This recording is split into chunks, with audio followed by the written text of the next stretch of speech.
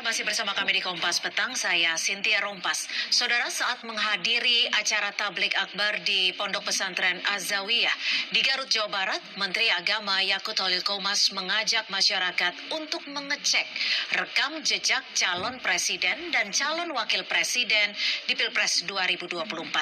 Menak Yakut bilang jika punya rekam jejak memecah belah umat, jangan dipilih. Pilih para pemimpin, memilih calon pemimpin kita, calon presiden dan wakil presiden kita, dicek betul rekam jejaknya. Dicek betul, jangan asal dikasih uang milih, jangan. Ya, jangan asal dikasih sembako. Harus dicek betul. Pernah enggak calon pemimpin kita, calon presiden kita ini memecah belah umat? Kalau punya jejak pernah memecah belah umat, jangan dipilih. Kita lihat apakah pemimpin kita, calon pemimpin kita ini ya pernah menggunakan agama sebagai alat untuk memenangkan kepentingannya atau tidak. Kalau agama diperalat untuk merebut kekuasaan, jangan dipilih.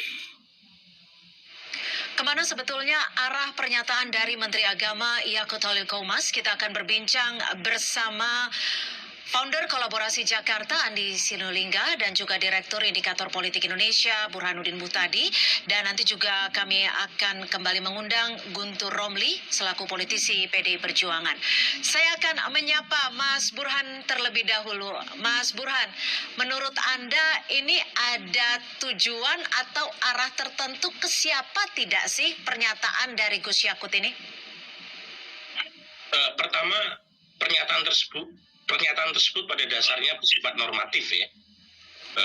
Normatif dalam pengertian bahwa ini pernyataan yang berlaku secara umum terkait dengan supaya masyarakat tidak memilih ya calon yang dianggap pernah memperalat agama untuk kepentingan politik elektoral dan seterusnya.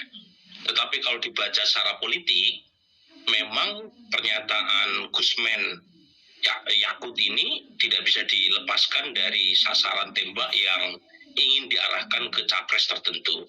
Nah, saya membaca capres tertentu yang menjadi sasaran atau target dari pernyataan tersebut adalah Anies Baswedan. Kalau Anda melihatnya, apa yang dimaksudkan secara menyeluruh dari Gus Yakut ini? Jika Anda melihatnya atau memprediksinya sasarannya adalah Anies Baswedan? Pertama, memang pernyataan tersebut kira-kira tidak bisa dilepaskan dari Pilkada DKI Jakarta. Kemudian kalau dikaitkan dengan capres ya Anies, capres Anies ini kan kira-kira dianggap bukan dari kelompok presiden men ya. Jadi sasaran itu diarahkan ke capres Anies karena mungkin karena Anies bukan bagian dari lingkaran kekuasaan, sehingga disebut ya pernyataan tersebut ya dalam rangka untuk kira-kira ya mengingatkan kepada pemilih agar tidak memilih Anies. Oke. Jadi Kira-kira seperti itu. Saya akan ke Bang Andi. Bang Andi, Anda setuju jika pernyataan dari Menak Gus Yakut ini menurut dari Mas Burhan disasar atau ditujukan kepada Anies Baswedan? Kalau kita melihat dari apa yang disampaikan oleh Menak Yakut, maka saya menganggap itu sesuatu yang positif, itu bahwa ya, rangkaiannya ya, jangan memilih karena dikasih uang, kemudian kita pilih, jangan dikasih sembako, kita pilih, jangan yang punya track record memecah belah umat, jangan yang punya track record menggunakan agama dalam politik, itu kan satu rangkaiannya. Dan menurut saya apa yang disampaikan itu adalah hal yang positif saja. Nah, tapi kalau kemudian ada pengamatan dan kemudian pengamatan itu diduga ditujukan kepada Anies Baswedan, maka alamatnya kita berikan kembali kepada si penduga itu. Kalau kita tidak pernah punya perasaan seperti itu, karena kita juga punya bukti-bukti tersendiri, fakta-fakta tersendiri bahwa apa yang dituduhkan itu tidak sesuai dengan kenyataan. Itu yang pertama. Yang kedua, kita bisa lihat rekod Anies selama memimpin DKI itu, Jakarta itu guyup diguyup, dan bisa ditanya bagaimana relasi antar hubungan umat, baik itu Islam dengan Islam maupun Islam dan non-Muslim. Itu bisa kita lihat rekodnya, catatannya lengkap sebenarnya semua itu. Jadi kita tidak merasa bahwa tuduhan itu dialamatkan kepada Anies Baswedan. Tidak merasa bahwa tuduhan itu dialamatkan untuk Mas Anies seperti itu ya. Mas Burhan, kalau melihat dari pernyataan Gus Yakut ini nantinya akan berdampak tidak sih terhadap dinamika politik di Pilpres? Menurut saya dampaknya tidak terlalu besar ya.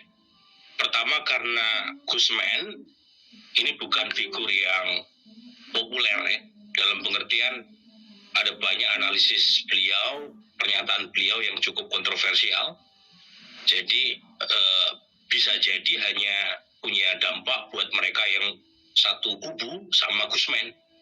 Tetapi buat mereka yang tidak percaya terhadap Gusman ya, dengan sendirinya mereka tidak mempercayai pernyataan tersebut. Jadi lagi-lagi dampaknya tidak terlalu besar karena masyarakat juga mungkin sangat bisa menafsirkan pernyataan tersebut di frame secara politik. Sehingga apapun kalau dikerangkai secara politik, maka tanggapan atau respon dari publik juga melihatnya secara politik. Makanya saya melihat dampaknya tidak terlalu besar. Dampaknya tidak terlalu besar. Saya akan kembali ke Bang Andi. Bang Andi, kalau Anda menyebutnya ini bukan disasar kepada Anies Baswedan, Anda melihatnya ini disasar kepada siapa dong? Ya, pertanyaan itu tentu yang menjawab, yang menyampaikan. Itu saya nggak bisa menduga kemana arah yang disampaikan oleh Menteri Agama itu. Saya tidak bisa menduga itu. Kalau saya katakan diarahkan kepada Anies misalnya, ada perasaan itu. Yang pertama adalah kalau itu disasarkan kepada Anies, akal sehat saya mengatakan tidak begitu. Nah yang kedua, kalau disasar kepada Anies, itu yang menyampaikan kan Menteri Agama, dia yang lebih tahu kepada siapa itu disasarkan. Nah yang ketiga, kalau ada pandangan publik, ya publik menginterpretasi seperti katakanlah ada orang mengamati bahwa ini ditujukan kepada Anies Baswedan, itu kita kembalikan kepada publik nanti yang akan memberikan penilaian terhadap pernyataan para elit politiknya, khususnya para penyelenggara negara, ya para penyelenggara yang tupoksinya sudah ada itu. Nanti kan publik akan melihat. Maka menurut saya apapun pendapat kita hargain saja, dan saya yakin sekali bahwa publik punya kecakapan yang cukup, ya punya perlengkapan yang cukup untuk menelaah apa yang disampaikan oleh para pejabat-pejabat negara kita. Oke, baik. Mas Burhan, ini kalau Anda tadi menduganya disasarkan kepada Anies Baswedan. Ini kalau nanti memang Anies maju bersama Caimin gitu ya, akan ada dampak khusus tidak? Karena ini berlatar belakang sama-sama NU. Ya, tentu punya dampak khusus ya. Tetapi lagi-lagi kita harus melihatnya secara lebih seksama. Terutama memang kita tahu gitu ya, ada rivalitas gitu kan antara Caimin ya dengan PBNU. Ketua PBNU adalah kakak dari Gusman gitu ya. Dan tentu kita ingin melihat lebih jauh sejauh mana rivalitas ini punya dampak terkait dengan elektoral. Karena di 2019, di 2014 NU itu sangat solid mendukung Pak Jokowi. Sementara di 2024 sepertinya elit NU tidak begitu satu suara dalam kaitan dengan pilihan di 2024. Jadi kalau misalnya PKB sudah fix mendukung Anies Baswedan, ya, kemudian elit PBNU kemungkinan besar mendukung dua nama ya, Ganjar atau Pak Prabowo, tentu efeknya akan sangat terpecah ya buat warga NU di bawah. Baik. Efeknya jadi masih bisa dikatakan bisa jadi baik atau terpecah. Kita masih akan kembali membahasnya selepas jeda. Tetap bersama kami di Kompas Petang.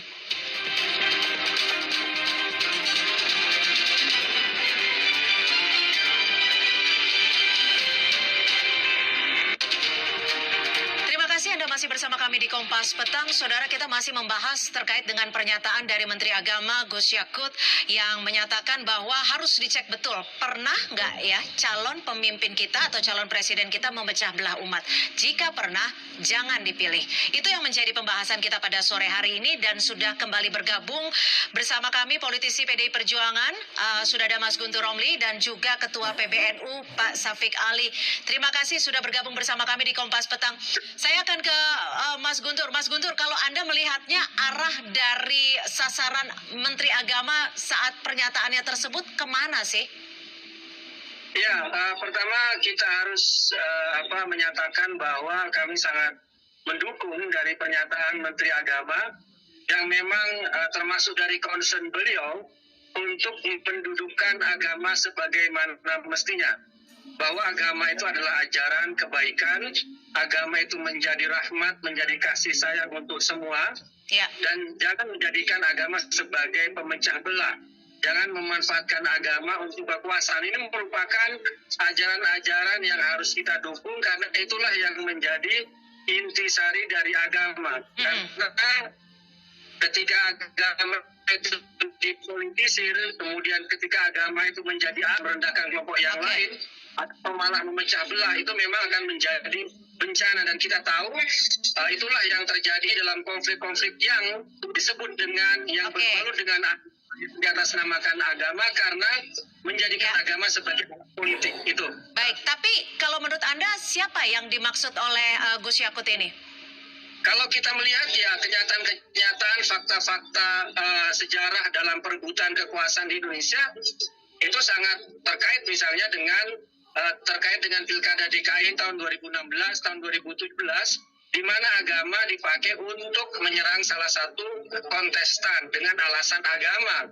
Bagaimana agama dipolitisir ya dengan kelompok-kelompok yang akhirnya diubarkan oleh pemerintah Jokowi seperti HTI dan FPI, itu adalah contoh yang nyata. Kemudian juga pada 2019 bagaimana juga agama dipakai untuk menyerang salah satu kontestan ya dengan isu satunya tidak beragama dengan yang baik atau apapun. Iya, di situ maksud saya kita melihat arahnya memang ke arah sana. Gitu. Arahnya ke arah sana di Pilkada DKI 2017 dan 2019.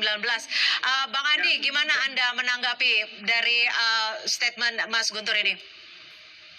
Ya, kalau secara konsep apa yang disampaikan kontennya tadi positif ya, tadi sudah saya sampaikan. Ya. Nah, kalau itu disasar pada Pilkada DKI terkait Anies Baswedan menggunakan agama untuk kepentingan politik, maka menurut saya tidak ditemukan satupun ucapan dan tindakan dari Anies Baswedan menggunakan agama untuk kepentingan politiknya itu. Dan saya kira itu sahih, tidak bisa ditemukan pembuktiannya. Nah, paling ada disampaikan pendukung-pendukungnya Anies misalnya, atau Anies katakanlah menerima keuntungan dari situ.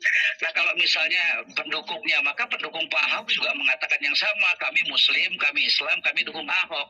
Itu juga menggunakan agama untuk dukungan politik itu. Tapi itu kan kita tidak pernah deras menyasarkan itu. Nah, bagi kita itu sesuatu yang sudah lewat. Nah, yang paling penting bagi kita adalah ke depan. Kalau tuduhan saling bertuduh-tuduhan, kita juga bisa tuduh-tuduhan tuh. Nah, itu yang saya katakan bahwa saya tidak tahu persis yang dimaksud oleh Pak Yakut itu ditujukan kepada siapa.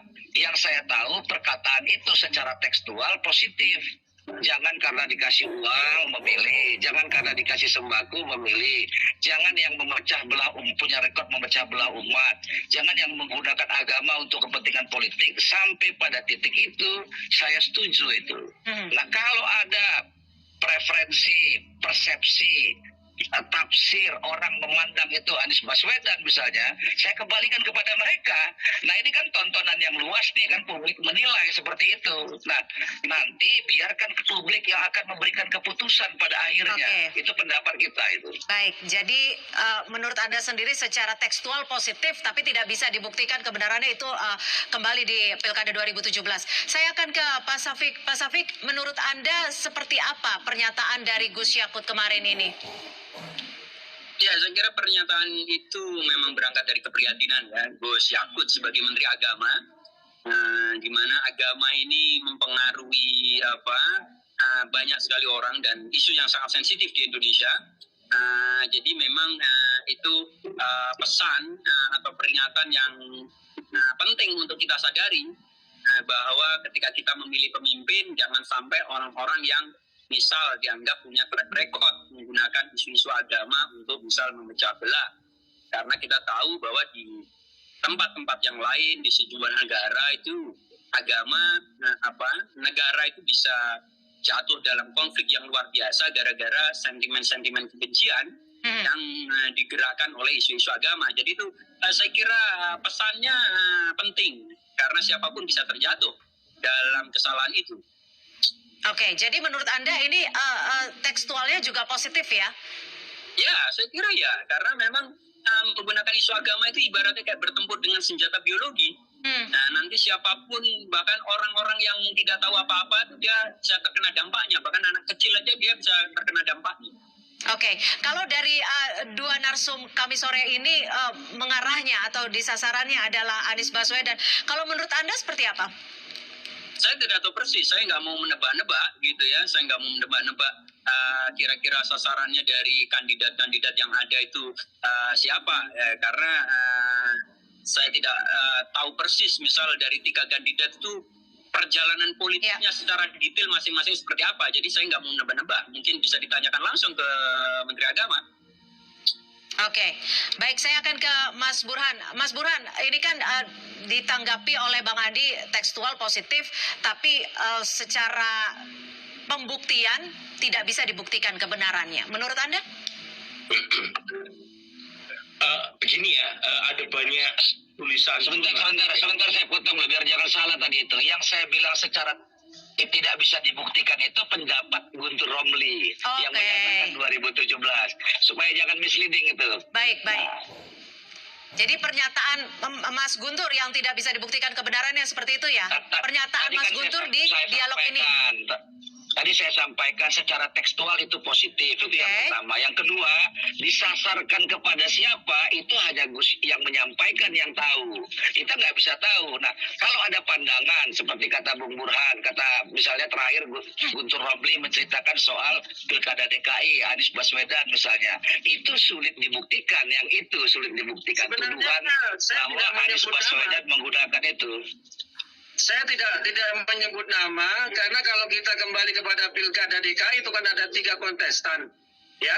Tapi saya kira masyarakat umum sudah tahu ketika Bung Andi menyebut nama Anies Baswedan, nanti sudah tersinggung tersendiri, sudah merasa sendiri. Jadi buat apa disampaikan nama itu? Ketika kita melemparkan, ketika Menteri Agama menyatakan bahwa agama jangan diperalat untuk kekuasaan, untuk politik, kemudian juga jangan memecah belah. Kalau saya kasih contohnya waktu Pilkada DKI, kemudian ada orang Anies merasa mereka merasa sendiri, sepertinya seperti itu kalau saya melihat itu. Nah ini misleading lagi sebentar. Tadi Bung Burhan yang saya mengatakan mengucapkan nama di segmen awal yang Bung Guntur belum hadir tuh. Bung Guntur mengatakan di Pilkada DKI tahun 2017. Itu. Jadi saya samakan pendapat Gus Yakut, pendapat Burhan dan pendapat Guntur, dan masing-masing itu saya pilah itu. Oke, baik. Silakan Mas Burhan mungkin ingin menanggapi dari pernyataan Bang Andi dan juga Mas Guntur. Ya, memang kita tidak bisa menebak ya apa yang mau disasar oleh Gusmen. Tetapi kan kita bisa menduga dan sekaligus menganalisis fakta-fakta atau kira-kira sasaran mana yang mau ditarget oleh Gusmen. Lagi-lagi kita tidak bicara secara normatif ya. Secara normatif semuanya sepakat dengan apa yang disampaikan oleh Gusmen. Tetapi kalau kita kaitkan kira-kira ke arah mana sasaran tembak itu dilakukan, kita bisa menganalisis melalui 2 hal. Pertama, kemungkinan besar pernyataan Gusmen itu disasarkan kepada calon presiden yang tidak dekat dengan lingkaran kekuasaan.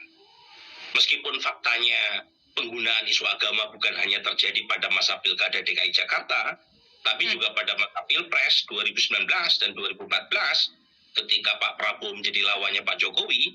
Tetapi karena Pak Prabowo sekarang bagian dari lingkaran kekuasaan, sepertinya Gusmen itu mengarahkan sasaran tembaknya ke Anies. Oke. Yang pertama. Yang Jadi kedua, artinya dugaan ya. dugaan. Saya sendiri tidak punya Silakan. bukti. Saya kan hanya sekedar menganalisis saja. Ya, singkat. Yang kedua, gitu ya, apakah betul di Pilkada DKI Jakarta penuh dengan insinuasi agama? Udah banyak. Oke. Untuk contoh tulisan jurnal Ya. yang bergengsi level Ya, dunia. singkat saja Mas Burhan. Sudah. Oke, baik. Saya akan ke Pak Safik. Terakhir Pak Safik, kalau yang sama-sama kita inginkan adalah pemilu 2024 berjalan damai dan tentram. Dan tentu juga kalau secara tekstual, apa yang disampaikan oleh Menteri Agama secara garis besar positif. Bagaimana dari PBNU sendiri untuk melihat hal ini dan meredam agar tidak kembali lagi terjadi perpecahan? Satu, PBNU itu punya komitmen kuat ya untuk memastikan bahwa arah bangsa ini itu sesuai prinsip-prinsip ya kebangsaan, ya kerakyatan dan juga keislaman juga gitu loh. Dan PBNU sudah menyaksikan di banyak negara itu yang jatuh dalam konflik yang berkepanjangan karena penggunaan isu-isu agama. Karena kemudian ada banyak sekali orang yang kemudian semangatnya itu berkali-kali lipat gara-gara merasa ini kayak jihad fisabilillah. Nah, kita nggak pengen Indonesia jatuh dalam situasi seperti itu. Ya, jadi makanya kemudian PBNU juga pengen misal Gus Yahya berkali-kali menekankan jangan sampai menggunakan politik identitas. Dan itu harus dimulai oleh calon-calon, saya kira. Semua calon harus punya komitmen dan itu ditunjukkan oleh tim-timnya nanti bahwa mereka tidak akan menggunakan politik identitas, tidak menggunakan politik kebencian, apalagi yang berbasis agama. Baik, kami sudah tangkap, jangan pakai politik identitas di Pilpres 2024 karena harapannya adalah pemilu damai. Terima kasih sekali lagi Ketua PBNU, Pak Safik Ali, Mas Burhanuddin Muhtadi dari Direktur Indikator Politik Indonesia, Bang Andi Sinulinga dari Founder Kolaborasi Jakarta, serta Mas Guntur Romli, politisi PDI Perjuangan sudah bergabung bersama kami di Kompas Petang. Selamat sore. Terima kasih.